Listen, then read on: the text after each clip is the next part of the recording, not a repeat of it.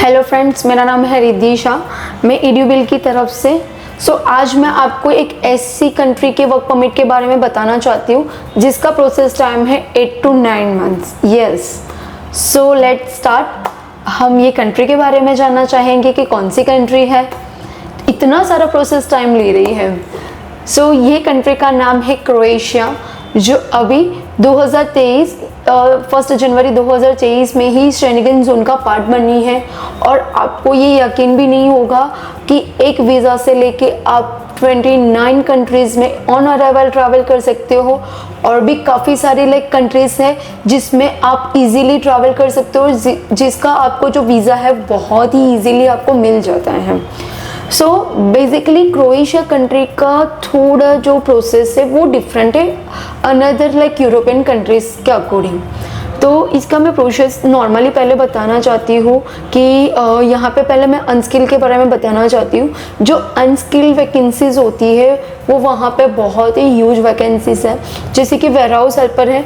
Ware house helper में भी बहुत सारे वेयर हाउसेज होते हैं वहाँ पे, जैसे कि कई लोगों का मान लीजिए कपड़े का वेयर हाउस होता है, फिर मशीन्स का वेयर हाउस होता है, फ्रूट्स का होता है, वेजिटेबल्स का होता है। बहुत सारे डिफरेंट टाइप ऑफ वहाँ पे फैक्ट्री और वेयर हाउसेज हैं। बेसिकली यहाँ पे जो हायरिंग करते हैं तो डायरेक्टली कंपनी आपको हायर नहीं करती है, वो एक एजेंसी के थ्रू आपका एक प्रोसेस होता है। ऐसा नहीं है कि नहीं चलो आपने डॉक्यूमेंट्स दे दिए, आपको ओके बता दिया तो आपको डायरेक्टली कंपनी ने बता, नहीं, एक्चुअली नहीं होता है। हमारे यहाँ पे कैसे मैन पावर कंसल्टेंसी है, वैसे ही वहाँ पे जो ज़्यादा वैकेंसीज होती है तो कंपनी क्या करती है, एक थर्ड पार्टी एजेंसीज हायर करती है, उन्हीं के थ्रू ही वो लोग वहाँ पे जो कैंडिडेट एम्प्लॉयज़ को वहाँ पे बुलाते हैं जॉब करने के लिए। बेसिकली यहाँ पे प्रोसेस का मैं बताऊँ ना, 8 से 9 महीना क्यों लगता है कि आपने डॉक्यूमेंट्स दिया, आपके डॉक्यूमेंट्स वहाँ पे जो एजेंसीज है एजेंसी को रिलीवेंट लगे, फिर आपकी जो इसमें इंटरव्यूज़ वगैरह, कई कंपनीज इंटरव्यूज़ ले रही है, कई कंपनी इंटरव्यूज़ नहीं ले रही है, तो आपको इंटरव्यू जो भी है वो क्लियर करना होता है। उसके बाद आपका जो पेपर वर्क होता है, जैसे कि PCC होता है। अभी सब PCC जो है वो सभी कंट्रीज़ के लिए बेसिकली कॉमन हो ही गया है, बट इसमें कई कंट्रीज़ में ये भी होता है कि PCC जो है वो डबल अटेस्टेड होता है, कई में डबल अटेस्टेड नहीं होता है। नॉर्मली आप अपोस्टाइल कर लो, उसी के बेस पे आगे का जो भी आपका प्रोसेस है वो गो ऑन होता है। तो आपने ये सारे डॉक्यूमेंट्स दिए, वो डॉक्यूमेंट्स वहाँ पे सबमिट करेंगे, उसके बाद आपको जो एजेंसी है वो ऑफ़र प्रोवाइड करेगी। उसके बाद ये प्रोसेस होने में कितना टाइम लगता है ऑफ़र आने में, जैसे कि इंटरव्यू क्लियर किया आपने, डॉक्यूमेंट जिस दिन सबमिट करवाए उसके 10 to 15 वर्किंग डेज में आपका ऑफ़र लेटर आता है। वो ऑफ़र आने के बाद आपका एक कॉन्ट्रैक्ट लेटर भी होता है, उसके बिटवीन भी एक टाइम लगता है, 10 to 15 वर्किंग डेज लगते हैं। वो कॉन्ट्रैक्ट आपको पूरा पढ़ना है कि उन लोगों का रूल्स एंड रेगुलेशन क्या कहते हैं, क्या आपकी सैलरी वगैरह क्या मेंशन की है, आपका जो टैक्स डिडक्शन है वो किस तरह से होगा। प्लस इसमें ये भी होता है कि कंपनी क्या क्या आपको सारी चीज़ें प्रोवाइड करती है। ये क्या होता है कि नहीं चलो कॉन्ट्रैक्ट आया, साइन कर दी, कैंडिडेट को तो सिर्फ यही होता है कि नहीं चलो फटाफट साइन कर दो, हमारा सबमिशन हो जाए, बस हम लोगों को डेट मिल जाए और हम फ्लाई कर दें। एक्चुअली ये चीज़ नहीं होती। फिर वहाँ पर जाके क्या होता है कि कैंडिडेट कुछ भी पता नहीं चला तो डायरेक्टली एजेंसीज पे आ जाता है, बट एक्चुअली ये चीज़ नहीं है। एजेंसीज तो आपको क्लियर कर ही रही है कि आप पूरा कॉन्ट्रैक्ट स्टडी करो, कॉन्ट्रैक्ट स्टडी करने के बाद आप सारी चीज़ें पूरी प्रोसेस करो। तो जैसे ही आपका कॉन्ट्रैक्ट आता है वो साइन करके आप भेजते हो कि नहीं, आप उनके जो कंपनी के जो एम्प्लॉयर के टर्म्स कंडीशंस जो होते हैं उसमें आप फिट हो। उसके बाद 3 से 3.5 महीने में वर्क परमिट लेटर वहाँ से आता है। अभी 3 से 3.5 महीना क्यों लगाते हैं, उन लोगों को भी वहाँ पे सारी चीज़ें आपके लिए आपकी जो वैकेंसीज है, आपकी जो डॉक्यूमेंटेशन है, उसके लिए वहाँ पे उन लोगों को पूरा गवर्नमेंट के थ्रू पूरी प्रोसेस करनी होती है। उनको को दिखाना होता है कि हमारे यहाँ पे इतनी वैकेंसीज है और इसमें हम लोगों ने आपको हायर किया है। काफ़ी सारी चीज़ें रहती है। ऐसा नहीं है कि आपने कॉन्ट्रैक्ट आज साइन कर दिया बस और 10-15 दिन में आपका वर्क लेटर आ जाएगा। एक्चुअली ये चीज़ नहीं होती है। ये जो क्रोएशिया कंट्री है उसका जो प्रोसेस है वो थोड़ा डिफरेंट टाइप ऑफ है। तो आपको जो है वो 3 से 3.5 महीने में आपका वर्क लेटर आता है। वर्क लेटर आ जाने के बाद उनके साथ वो लोग सपोर्टिंग डॉक्यूमेंट्स में अकोमोडेशन लेटर जो होता है वो सारी चीज़ें जो लाइक कहते हैं ना एक डॉक्यूमेंट्स वहाँ पे जो शॉर्ट होते हैं वो सारे डॉक्यूमेंट्स वो लोग फुलफिल करते हैं। उसके बाद जो एम्प्लॉयर है या फिर कुछ एजेंसीज होती हैं वो आपके लिए डेट फाइंड करते हैं VFS में।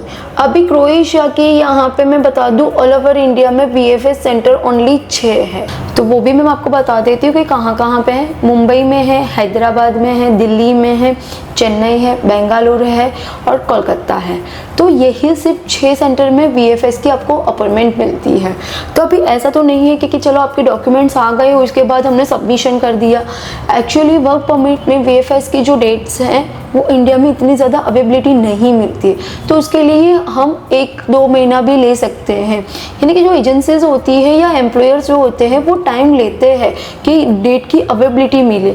इवन टाइम नहीं मिलता है तो वो लोग डायरेक्टली VFS सेंटर में भी मेल डालते हैं कि लाइक इतने जो कैंडिडेट्स हैं उन लोगों की हम लोगों को डेट चाहिए। उसके बाद वो लोग डेट देते हैं, आप फाइल सबमिशन के लिए जाते हो। अभी फाइल सबमिशन के लिए आप जब जाते हो उसके बाद क्रोएशिया का पूरा लाइक आपका पासपोर्ट वहाँ पे सबमिशन होगा। पासपोर्ट होल्डिंग टाइम ही क्रोएशिया सेंटर में 3 महीने का होता है। पहले 2 से ढाई महीने का था बट अभी 3 महीना अभी कर दिया है क्योंकि बहुत ही ज़्यादा एप्लीकेशंस है पूरे ऑल ओवर इंडिया में से। तो ऐसा नहीं है कि नहीं चलो आपने दिया और आपका 10 से 15 दिन 20 दिन या 1 से 1.5 महीने में आपका आ जाता है लाइक पासपोर्ट स्टैंपिंग लगा के। एक्चुअली ये नहीं है। तो क्रोएशिया का ओवरऑल प्रोसेस 8 से 9 महीना तो लगता ही है। मान लीजिए ऑफर आया वो 10 से 15 दिन में आया, उसके बाद वर्क लेटर आया वो भी 10 से 15 दिन में आया।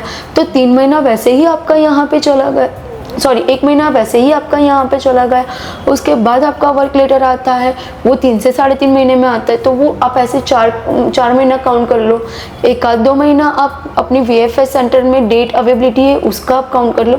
आफ्टर दैट वहाँ पे आपका जो पासपोर्ट होल्डिंग टाइम है 3 महीने का वो आप काउंट कर लो। तो पूरा ओवरऑल जो कैलकुलेशन हम काउंट करेंगे वो 8 से 9 महीना तो लगता ही है। सो जो कैंडिडेट बेसिकली से कैंडिडेट क्या करते हैं पूरे साल भर यहाँ वहाँ घूमते ही रहते हैं। लाइक वर्क परमिट के अच्छी जगह पे वर्क परमिट मिल जाए 2-2.5 महीने में वर्क परमिट मिल जाए और वही कैंडिडेट लाइक खाई में गिर जाते हैं। सॉरी टू से मुझे ये चीज़ नहीं बोलनी चाहिए थी बट यही होता है। कहीं ना कहीं कैंडिडेट ऐसा बोलते हैं कि नहीं मैं जेलूचू हमारा पैसा जता रहा है। बट ये सारी चीज़ें नहीं होती। आप पहले पूरा स्टडी करो ना। कई चीज़ें क्या होती है कि कई कैंडिडेट को पता नहीं होती है कि इसके प्रोसेस एक्चुअली किस तरह से है। तो हर एक कंट्री की VFS साइट है, एम्बेसी साइट है, वहाँ पे जाके आप पूरा स्टडी कर सकते हो। कुछ भी अपडेट होता है वो VFS अपनी जो वेबसाइट है उस पर पहले अपडेट कर ही देते हैं। एजेंट तो आपको बाद में इंफॉर्मेशन देंगे बट VFS वाले जो है वो पूरा ही आपको इंफॉर्मेशन जो है वो पहले ही बता देते हैं कि नहीं कौन सा रूल्स वहाँ पे चेंज हुआ है, कौन सा रूल्स चेंज नहीं हुआ है। तो ये एक कैंडिडेट की भी खुद की रिस्पॉन्सिबिलिटी है, ये पूरा फाइंड आउट करो। कुछ प्रॉब्लम होती है तब जाके आप एजेंट से बात करोगे कि नहीं ये मेरी प्रॉब्लम है या किस तरह से मैं सॉल्व करूँ, क्या है क्या नहीं, और मेरी प्रोसेस किस तरह से गो ऑन हो रही है। तो ये पूरा मैंने आपको आज क्रोएशिया का जो भी है वो लाइक वर्क परमिट के बारे में बता दी। अभी इसकी चेकलिस्ट की बात करूँ तो बेसिकली वर्क परमिट के लिए आप जाते हो तो कई कंट्रीज़ में क्या होता है कि आपको फ़ंड शो नहीं करना होता है वर्क परमिट में, कई कंट्रीज़ में आपको फ़ंड शो करना होता है। वो डिपेंड्स ऑन योर स्किल कि आप कौन सी जॉब के लिए जाते हो और कौन सी कंट्री में जाते हो। बेसिकली क्रोएशिया में आपको फंडिंग शो करने की ज़रूरत नहीं है। आपका पासपोर्ट चाहिए, CV चाहिए, एक्सपीरियंस लेटर चाहिए, एजुकेशनल डॉक्यूमेंट चाहिए, PCC चाहिए विद अपोस्टाइल। आपका भी जो लास्ट एजुकेशन है वो भी आपका अपोस्टाइल होना चाहिए। तो ये सारे डॉक्यूमेंट्स आपको कैरी करने हैं और बाकी के जो डॉक्यूमेंट्स आपको एम्प्लॉयर साइड से मिलेंगे वो आपको कैरी करके लाइक VFS में जाना होता है। इसमें मस्ट रिक्वायरमेंट होती है कवर लेटर। कवर लेटर में क्या होता है कि पूरा आपका थॉट सारी चीज़ें आपको लाइक मेंशन की होती है कि आपका जो भी वर्क परमिट है वो वर्क परमिट कंप्लीट हो जाएगा, उसके बाद का आपका प्रोसेस क्या है, क्या करना चाहते हो, वो सारी चीज़ें होती हैं। तो वो बेसिकली कवर लेटर वगैरह में कोई इतनी ज़्यादा दिक्कत नहीं होती, वो तो सब बना ही सकते हैं। इवन आपको कवर लेटर में कुछ भी हेल्प चाहिए तो हम भी आपको हेल्प करते हैं कवर लेटर बनाने में। ये पूरा प्रोसेस था क्रोएशिया का। इसके रिगार्डिंग आपको कुछ भी क्वेरी हो या कुछ भी क्वेश्चंस हो कि आपको आपने प्रोसेस की हो, आपको पता नहीं चल रहा है कि आपका प्रोसेस कहाँ तक कंप्लीट हुआ है, तो आप EDUBIL में बात कर सकते हो, EDUBIL के एक्सपर्ट से बात कर सकते हो। वो आपको पूरा जो प्रोसेस है वो पूरा प्रोसेस समझाएंगे। आज की इस वीडियो में मैंने आपको पूरा बता ही दिया है क्रोएशिया वर्क परमिट के बारे में। तो बेसिकली ये पूरा ओवरऑल प्रोसेस था 8 से 9 महीने का किस तरह से होता है।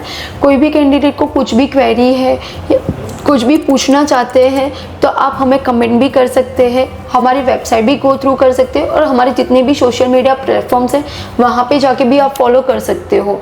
इवन हमारा खुद का एक व्हाट्सएप चैनल भी है जहाँ पे आपको डेली टू डेली जितनी भी कंट्रीज़ हैं और जितनी भी कंट्रीज़ के वर्क परमिट और स्टडी वीज़ास करवाते हैं उसकी आपको अपडेट मिलती रहेगी। तो आज ही कनेक्ट करें EDUBIL में। Thank you.